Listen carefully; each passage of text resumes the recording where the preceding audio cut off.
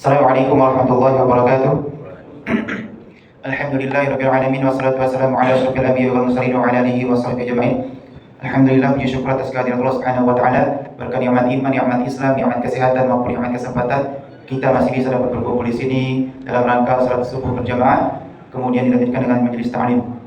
Alhamdulillah, ya, pada hari ini saya bisa bertemu lagi dengan Bapak-bapak sekalian. Ya, semoga dirahmati Allah Subhanahu wa taala. Semoga masjid ini selalu diberikan rahmat karunia-Nya untuk terus berjalan, untuk terus berdakwah untuk Allah Subhanahu wa taala.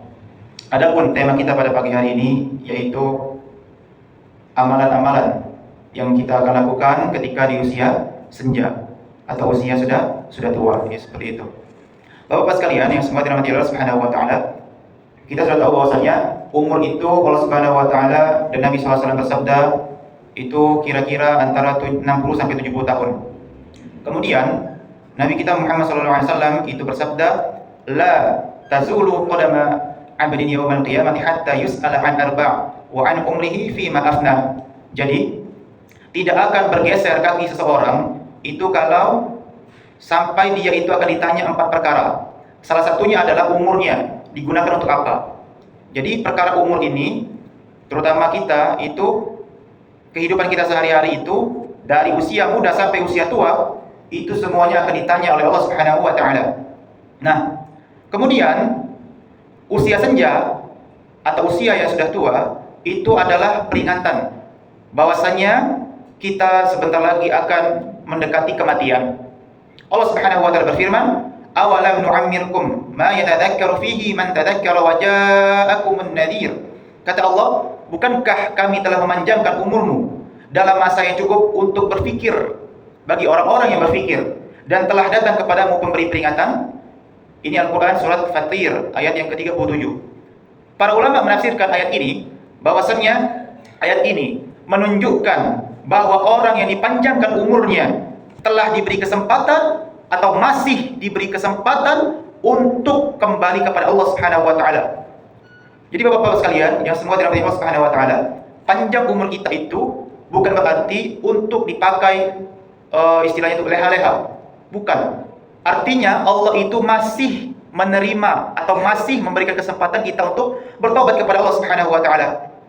Kemudian rambut kita memutih, tenaga kita mulai berkurang, pendengaran kita mulai melemah, maka itu adalah salah satu tanda atau salah satu alarm agar kita lebih serius untuk mempersiapkan kehidupan kita di akhirat nanti.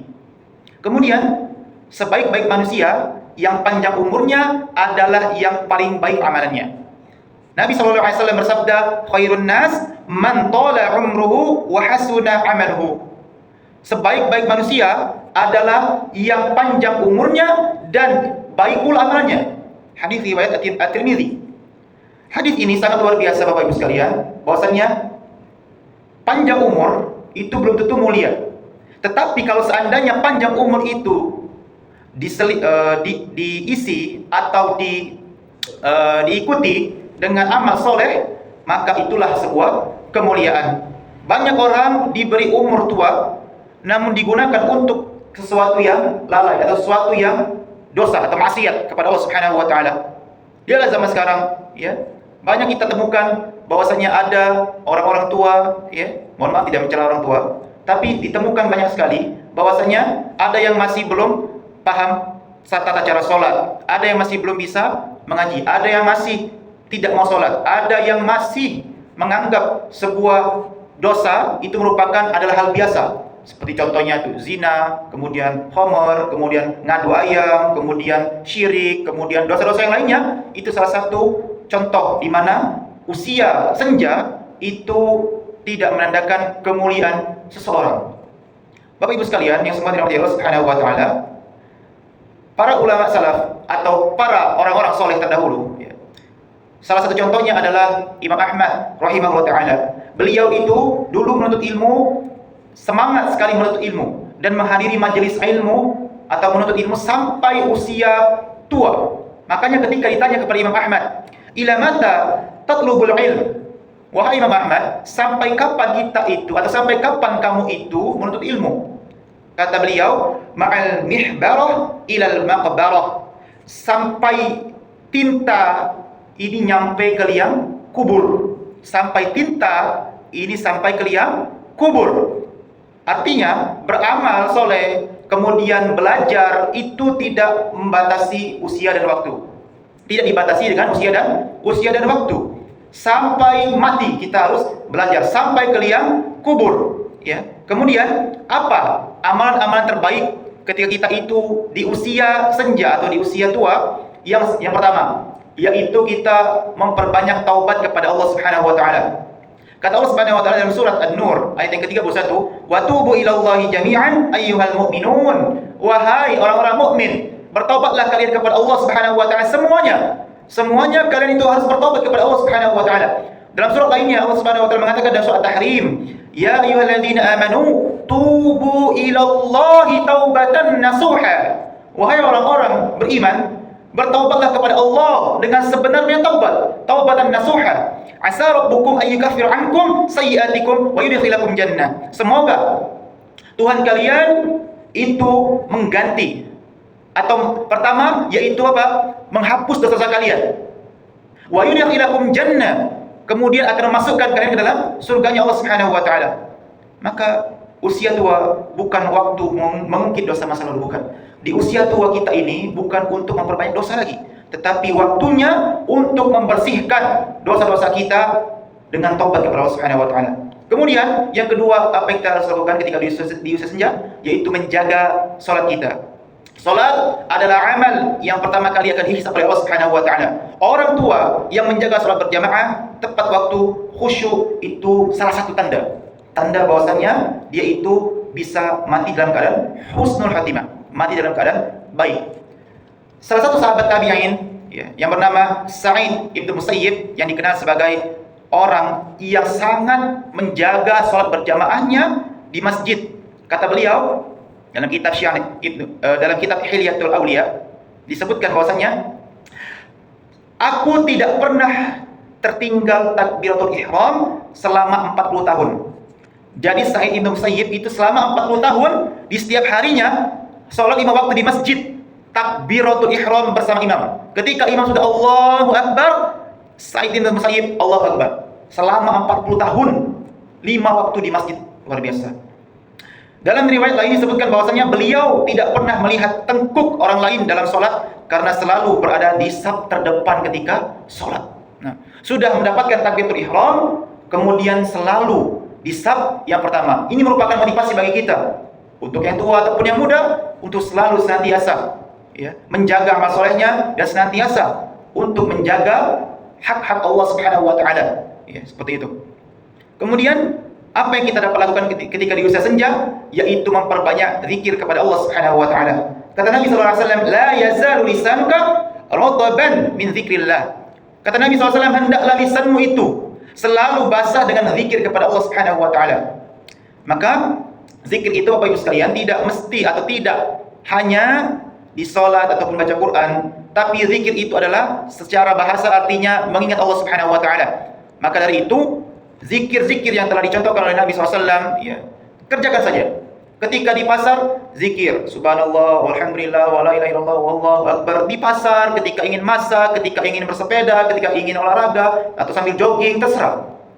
Itu adalah zikir-zikir yang tidak terbatas oleh tempat dan waktu. Kecuali di kamar mandi tidak boleh berzikir.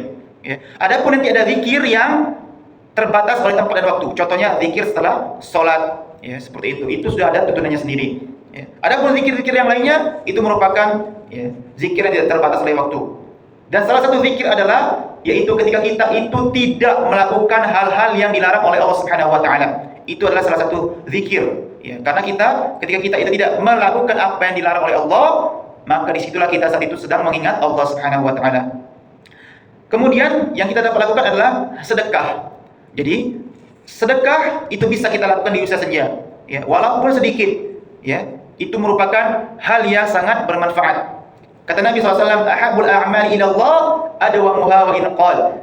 Amalan yang paling dicintai oleh Allah itu adalah yang sedikit tapi terus menerus atau continue. Tetapi kalau seandainya tidak mempunyai uang atau tidak mempunyai harta, tidak dipermasalahkan. Seperti itu. Ini bagi yang mampu saja. Kemudian yang dapat kita lakukan di usia senja adalah memperbaiki keluarga. Ya, keluarga merupakan tanggung jawab dari Allah Subhanahu wa taala yang diberikan kepada kita. Anak cucu kita, kemudian istri kita, terutama keluarga kecil kita ya, anak dan istri kita, itu merupakan tanggung jawab kita sebagai kepala keluarga. Bukan hanya tanggung jawab untuk mencari nafkah atau mencari uang, tetapi kita mempunyai tanggung jawab untuk mendidik anak dan istri kita. Kalau seandainya kita itu tidak mampu untuk mendidiknya sendiri, maka kita berusaha untuk menyekolahkan mereka atau untuk mengajak mereka kepada ahli ilmu, mengajak ke majelis ta'lim, mengajak ke sekolah, ya, atau memanggil guru Al-Quran ke rumah, terserah. Yang penting kita itu berusaha agar keluarga kita itu menjadi keluarga yang sakinah mawaddah warahmah. Dan sakinah mawaddah warahmah itu tidak bisa kita capai kalau seandainya tidak berusaha untuk berilmu kepada Allah Subhanahu wa taala. Jadi semua itu butuh ilmu. Semua itu butuh ilmu. Sakinah mawaddah warahmah pun butuh ilmu. Ya, seperti itu. Kemudian apa bahayanya ketika kita itu menunda amalan-amalan soleh ketika di usia senja? Yaitu ada sebagian orang yang mengatakan bahwasanya sudah nanti saja, saya masih muda, saya masih punya kesempatan untuk tobat, ya, nanti saya kalau sudah tua baru saya ingin beramal soleh. Kata Nabi SAW, badiru bi a'mali sab'an, bersegeralah beramal oleh kalian sebelum sesuatu akan datang kepada kalian, atau ada 7 perkara yang akan datang kepada kalian. Yaitu apa? Salah satunya yaitu usia senja atau usia sudah tua. Karena apa? Karena kalau semakin kita tua, semakin kita berusia senja, semakin kita itu kondisi kita lemah, semakin tak berdaya. Maka sebelum datang kondisi tersebut, sebelum kita mendapati kondisi tersebut, kita memanfaatkan sisa-sisa tenaga kita untuk bertakwa kepada Allah Subhanahu wa taala. Bapak-bapak sekalian yang semua dirahmati Allah Subhanahu wa taala, apa hikmah dari memperbanyak amalan di usia senja? Yang pertama yaitu penutup hidup yang indah. Semakin akhir hidup kita dalam ketaatan, semakin itu menandakan kebaikan untuk kepada Allah Subhanahu wa taala. Kemudian yang kedua yaitu hikmahnya adalah dapat menghapuskan dosa masa lalu. Tapi dengan catatan kalau seandainya kita masih punya dosa sama manusia, kita membutuhkan maaf kepada manusia tersebut. Kemudian yang ketiga yaitu dapat menjadi teladan bagi anak cucu kita. Anak itu akan meniru kita, akan mencontoh kita dalam tindakan kita. Apakah kita itu rajin ibadah atau tidak, semuanya akan dicontoh oleh anak kita. Anak kita itu tidak memerlukan atau tidak perlu banyak-banyak bicara kepada mereka, atau tidak perlu mengeluarkan hadis Nabi SAW ataupun Al-Quran, firman Al-Quran, nggak perlu. Bukan nggak perlu, tapi sedikit saja. Yang perlu dari mereka adalah contoh langsung dari kita. Ya, karena mereka lebih cepat mencontoh kita. Kemudian hikmahnya adalah hati kita menjadi tenang. Karena apa?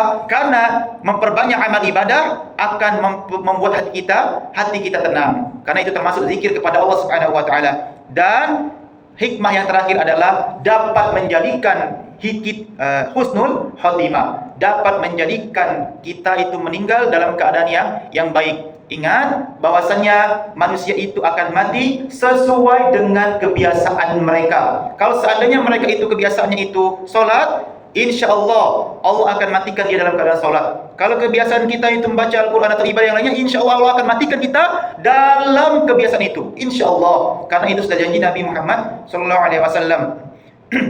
Bapak Ibu sekalian yang semua dirahmati Allah Subhanahu wa taala, usia senja bukan masa menunggu kematian, tetapi usia di mana kita itu harus memanen pahala. Kita insya Allah rata-rata di Indonesia usia 60 tahun itu sudah banyak yang pensiun. Maka bukan saatnya lagi kita itu untuk mencari dunia, tetapi saatnya lah untuk memanen pahala, saatnya lah untuk menghapus dosa-dosa kita. Kalau kita seandainya masih punya atau masih mengingat dosa-dosa sama orang-orang lain, maka saatnya kita itu meminta maaf kepada mereka. Tapi hal ini bukan hanya untuk usia senja, tapi untuk usia muda juga. Tapi biasanya ya di usia muda itu cenderung anak-anak muda itu cenderung untuk masih berleha-leha. Karena apa? Nafsunya masih tinggi. Nafsunya masih tinggi dan masih banyak fokus dalam pekerjaan mereka. Itu hal yang normal, tapi sebagai manusia yang bertakwa kepada Allah Subhanahu wa taala, tidak bisa kita menganggap itu sebagai hal yang remeh. Oh, nanti saja kita beramal, tidak bisa seperti itu. Maka orang yang benar-benar berusaha ingin bertakwa kepada Allah walaupun dia usia muda, tetap Ya, tetap mereka itu berusaha untuk menjalankan ketaatan kepada Allah Subhanahu wa taala. Bapak Ibu sekalian semoga dirahmati Allah Subhanahu wa taala. Terakhir yaitu usia senja bukan akhir perjalanan tetapi kesempatan untuk membawa kita menuju akhirat dengan bekal-bekal yang banyak. Rambut yang memutih adalah nasihat kita, nasihat tanpa kata. Ya, tidak setiap nasihat itu berupa kata-kata, tapi biasanya nasihat itu berupa tanda dari Allah Subhanahu wa taala. Siapa yang menuntut hidupnya dengan amal soleh, insya Allah dia menjadi orang yang beruntung ketika dia mati dan di hari kiamat. Kemudian usia yang bertambah seharusnya menambah iman, bukan hanya sekedar menambah angka. Orang tua yang dekat kepada Allah adalah salah satu tanda cahaya bagi anak dan cucunya. Dan jangan sedih ketika badan kita lemah, sedihlah bila kita mati dalam keadaan jauh dari Allah Subhanahu wa taala. Itu saja mungkin yang dapat saya sampaikan. Semoga bermanfaat.